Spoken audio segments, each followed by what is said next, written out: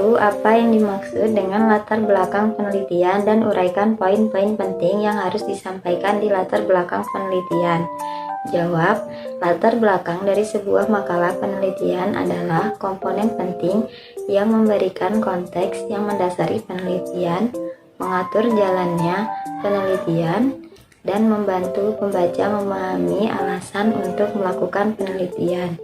Poin-poin yang harus ada dalam latar belakang yaitu meliputi 1. Penjelasan gejala atau konsep atau fenomena yang terjadi terkait dengan masalah yang akan diteliti. 2. Pemaparan fakta dan data yang kredibel untuk mendukung masalah. Yang ketiga, argumentasi pentingnya penelitian dilakukan. 4. Metode yang digunakan dalam karya ilmiah. 5. Tujuan dan manfaat karya ilmiah. 2. Jelaskan mengapa ada rumusan masalah dan tujuan penelitian. Jawab, perumusan masalah merupakan salah satu tahap di antara sejumlah tahap penelitian yang memiliki kedudukan yang sangat penting dalam kegiatan penelitian.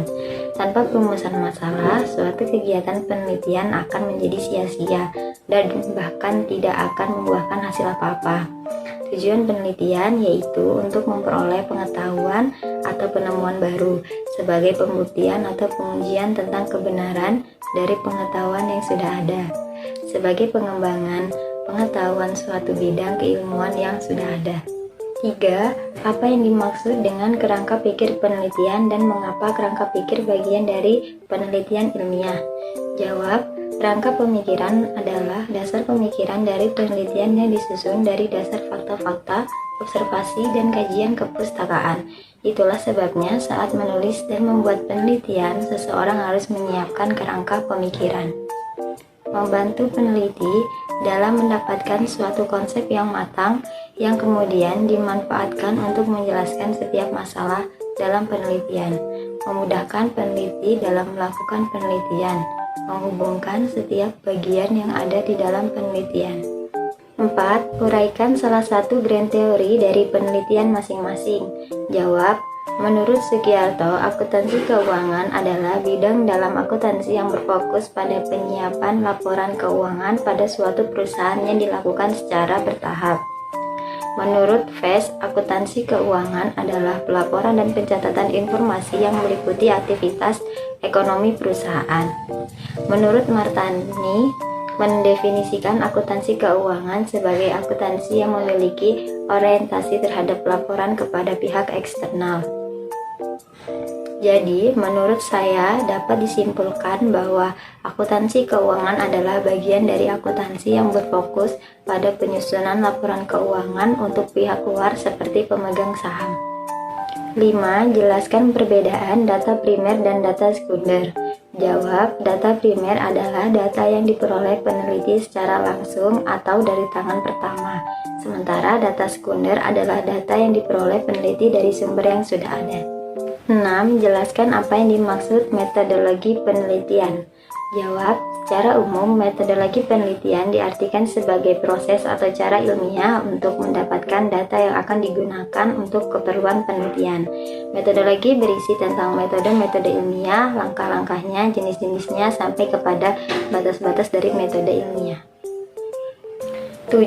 Jelaskan teknik-teknik pengambilan sampel menurut para ahli. Jawab, menurut Handayani tahun 2020, teknik pengambilan sampel atau biasa disebut dengan sampling adalah proses menyeleksi sejumlah elemen dari populasi yang diteliti untuk dijadikan sampel dan memahami berbagai sifat atau karakter dari subjek yang dijadikan sampel yang nantinya dapat dilakukan generalisasi dari elemen populasi. Ada dua teknik pengambilan sampel, yaitu non-probability sampling dan probability sampling. Non-probability sampling yaitu metode pengambilan sampel tidak memberi peluang atau kesempatan sama kepada setiap sampel yang diambil dari populasi. Probability sampling yaitu metode yang mengambil sampel secara acak, artinya peluang terambilnya sampel itu sama. 8. Apa judul penelitian yang kamu ambil? Jawab, judul penelitian yang saya ambil yaitu pengaruh laba akuntansi, arus kas, dan return on asset terhadap retur saham, studi empiris pada industri barang konsumsi yang terdaftar di Bursa Efek Indonesia periode 2020 sampai 2022. 9. Jelaskan apa yang melatar belakangi alasan Anda mengambil judul tersebut. Jawab, karena saya tertarik untuk mengkaji hubungan antara faktor-faktor keuangan seperti laba akuntansi, arus kas, dan return on asset dengan kinerja saham suatu perusahaan. Saya ingin memahami bagaimana kinerja keuangan perusahaan dapat mempengaruhi harga sahamnya, serta apakah faktor-faktor tersebut memiliki korelasi atau pengaruh yang signifikan terhadap retur saham. Penelitian ini penting dalam membantu investor dan mengambil keputusan keuangan untuk membuat keputusan yang lebih terinformasi. 10. Apa itu hipotesis dan apa yang menjadi hipotesis dari penelitianmu? Jawab, hipotesis atau anggapan dasar adalah jawaban sementara terhadap masalah yang masih bersifat praduga, karena masih harus dibuktikan kebenarannya. Dugaan jawaban tersebut merupakan kebenaran yang sifatnya sementara, yang akan diuji kebenarannya dengan data yang dikumpulkan melalui penelitian.